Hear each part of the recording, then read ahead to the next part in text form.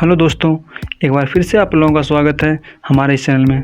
पिछले वीडियो में मैंने टाइम मैनेजमेंट बुक के पहले 10 सिद्धांत को बताया था और आज के इस वीडियो में मैं अगले 10 सिद्धांत को बताऊंगा जो आपके टाइम मैनेजमेंट से जुड़ी प्रॉब्लम्स को बिल्कुल ख़त्म कर देंगे। अगर आप वाकई अपने टाइम मैनेजमेंट को लेकर सीरियस हैं तो बने रहिए हमारे साथ और पूरी कॉन्सेंट्रेशन के साथ चीज़ों को सुनना और समझना स्टार्ट कर दीजिए।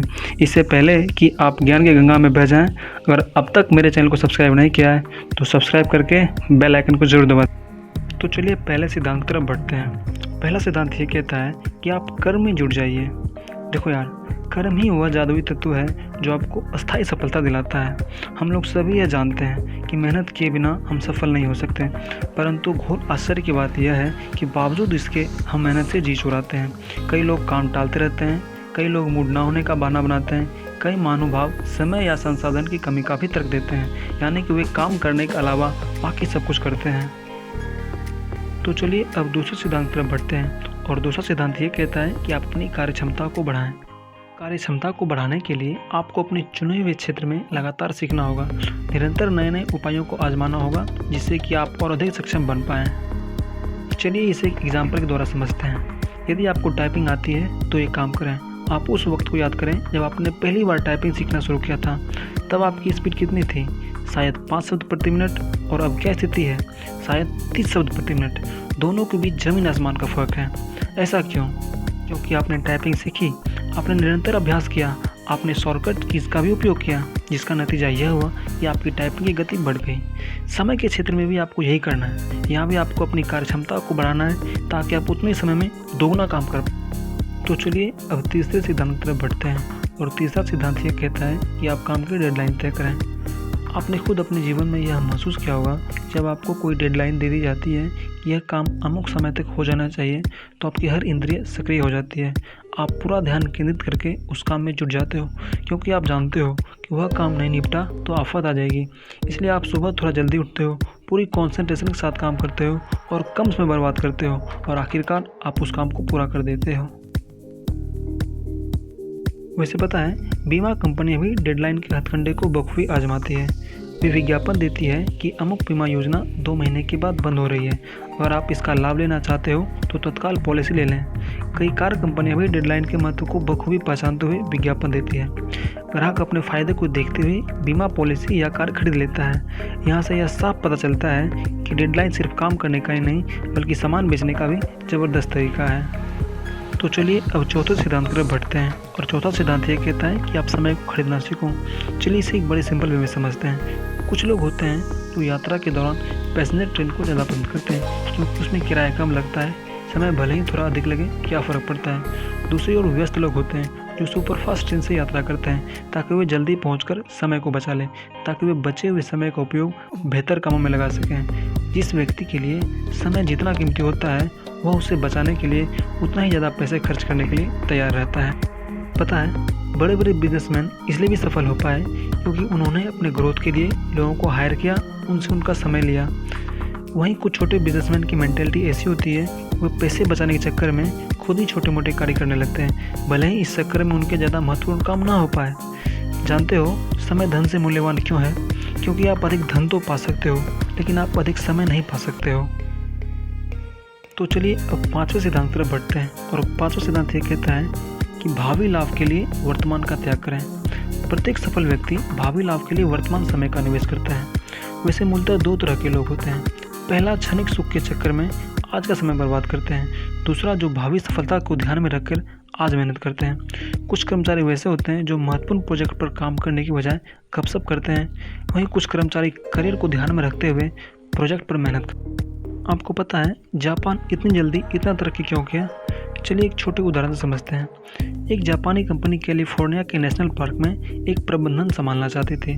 अमेरिका वालों ने उस कंपनी से बिजनेस प्लान पेश करने को कहा। उन्हें उम्मीद थी कि वे 1-2 साल का बिजनेस प्लान पेश करेंगे, लेकिन जब जापानी कंपनी ने 250 सालों का बिजनेस प्लान पेश किया तो अमेरिका वालों के होश उड़ गए। अमेरिका के लोग अगली तिमाही या अगले साल के बारे में सोच रहे थे, जबकि जापानी कंपनी दीर्घकालीन भविष्य के बारे में सोच रही थी।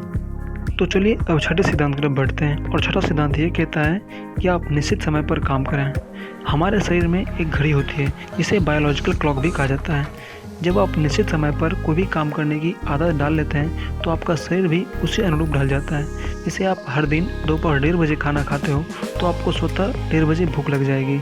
यदि आप हर दिन रात को 10 बजे सोते हो तो आपको उसी समय नींद आने लगेगी। यह बायोलॉजिकल क्लॉक है जो आपको निश्चित समय पर काम करवा रही है। पता है, निश्चित समय पर महत्वपूर्ण काम करने के बड़े सारे फ़ायदे हैं। पहला तो ये कि आपको वह कार्य करने में आलस नहीं आता है। दूसरा कि आदत पड़ने पर आपका शरीर और मन पूरी तरह से सक्रिय होकर उसमें सहयोग देता है। सबसे महत्वपूर्ण बात यह है कि जब आप नियमितता के साथ निश्चित तंत्र में चलते हैं तो प्राकृतिक शक्तियाँ भी आपकी मदद करने लगती है। तो चलिए अब 7वें सिद्धांत की तरफ बढ़ते हैं और 7वां सिद्धांत ये कहता है कि समय की बर्बादी के गुरुत्वाकर्षण नियम को जानें। वैसे गुरुत्वाकर्षण नियम को तो आप लोग भली भांति समझते हैं कि धरती किसी भी चीज़ को अपनी ओर आकर्षित करती है।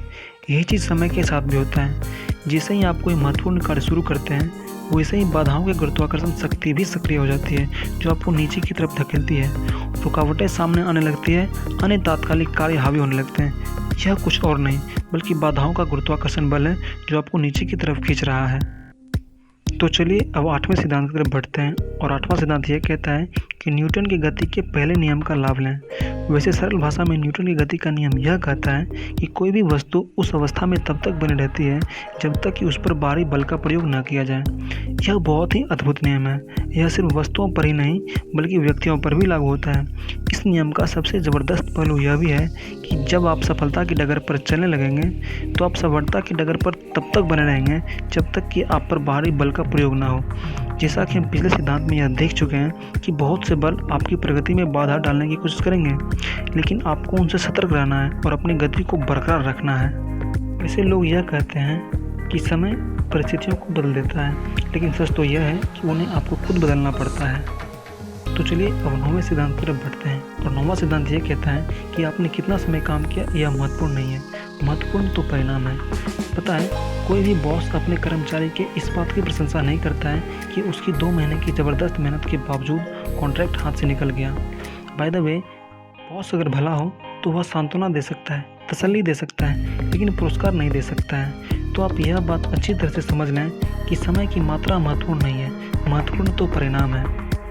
तो चलिए फाइनली 10वां और सबसे महत्वपूर्ण सिद्धांत की तरफ बढ़ते हैं और 10वां सिद्धांत ये कहता है कि सुबह जल्दी उठें।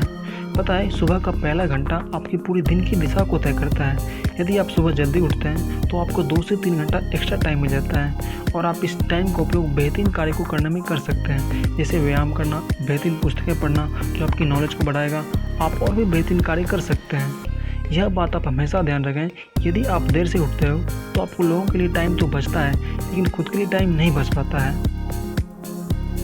मैंने इस बुक का लिंक डिस्क्रिप्शन बॉक्स में दे दिया है, आप वहां से भी इस बुक को परचेस कर सकते हो। अगर आपको इस वीडियो से कहीं ना कहीं वैल्यू मिली हो तो प्लीज़ इस वीडियो को लाइक कर दीजिए और इसी तरह के अमेजिंग वीडियोज़ और बुक समरीज के लिए आप हमारे चैनल को सब्सक्राइब कर सकते हैं।